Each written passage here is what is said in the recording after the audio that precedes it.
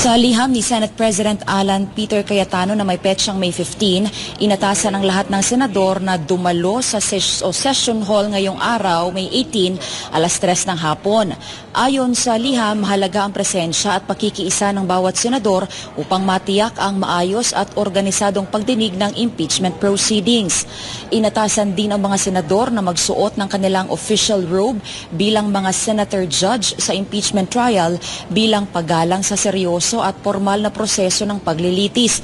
Binigyang diin din sa liham na tungkulin ng Senado alinsunod sa konstitusyon na agad aksyonan at dinggin ang impeachment case.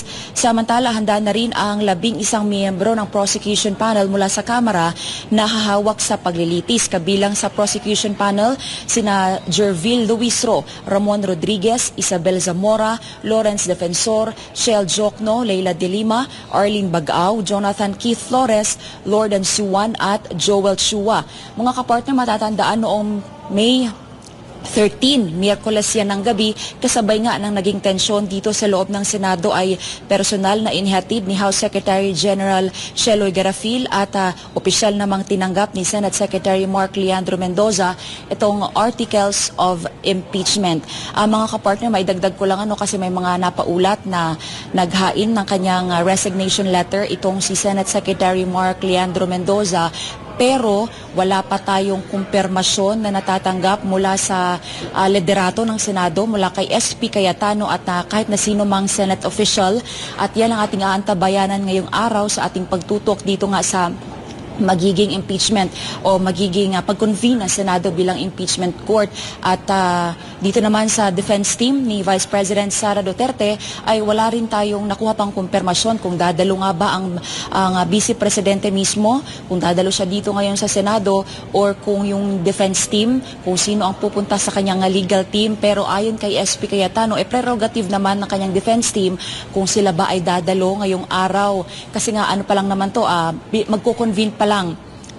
So mga kapartners, yan ang ating aabangan kasi babase din kasi sa naging mga interviews kay Attorney Michael Powan nitong mga nakaraang linggo ay sinabi niya na handang-handa naman ang kampo ni VP Sara na ipresenta itong mga matitibay na ebidensya din laban o itong mga ebidensya na handa silang patunayan itong mga akusasyon, mga alegasyon na ipinupukol nga dito kay Vice President Sara Duterte, mga kapartner.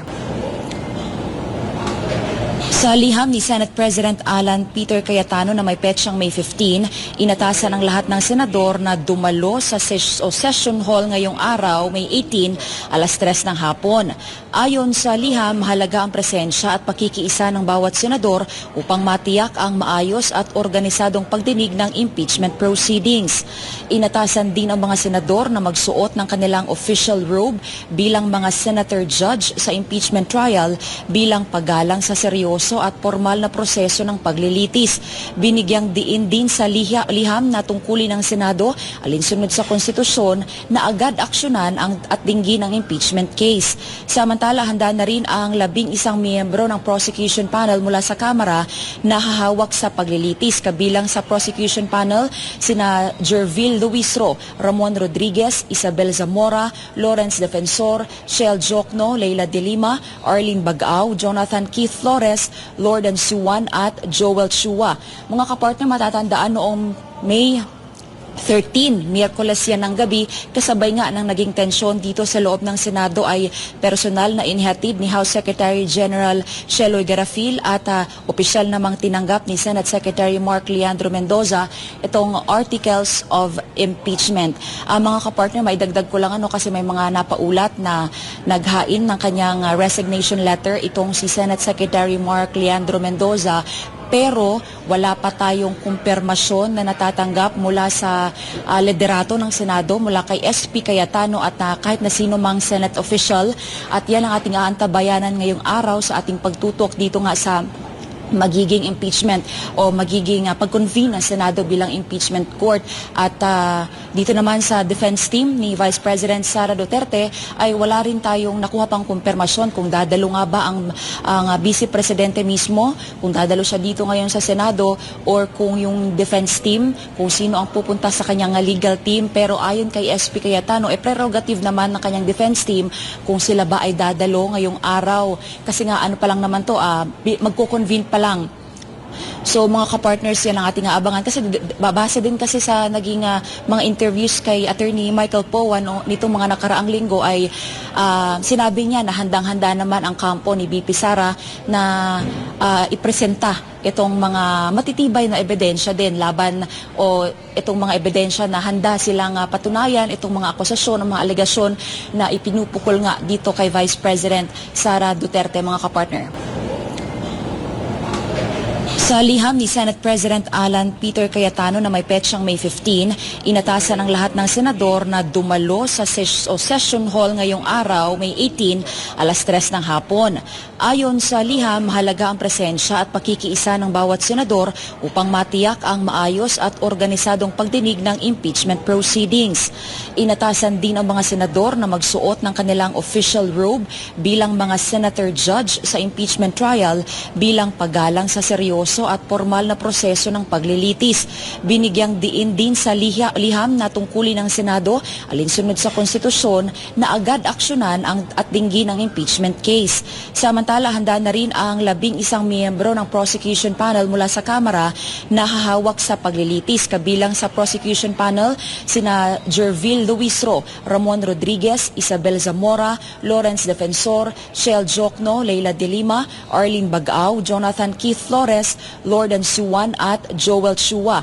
Mga kapartner, matatandaan noong May 13, Miyerkules yan ng gabi, kasabay nga ng naging tensyon dito sa loob ng Senado ay personal na inihatid ni House Secretary General Sheloy Garafil at opisyal namang tinanggap ni Senate Secretary Mark Leandro Mendoza itong articles of impeachment. Mga kapartner, maidagdag ko lang kasi may mga napaulat na naghain ng kanyang resignation letter itong si Senate Secretary Mark Leandro Mendoza, pero wala pa tayong kumpirmasyon na natatanggap mula sa liderato ng Senado, mula kay SP Cayetano at kahit na sino mang Senate official.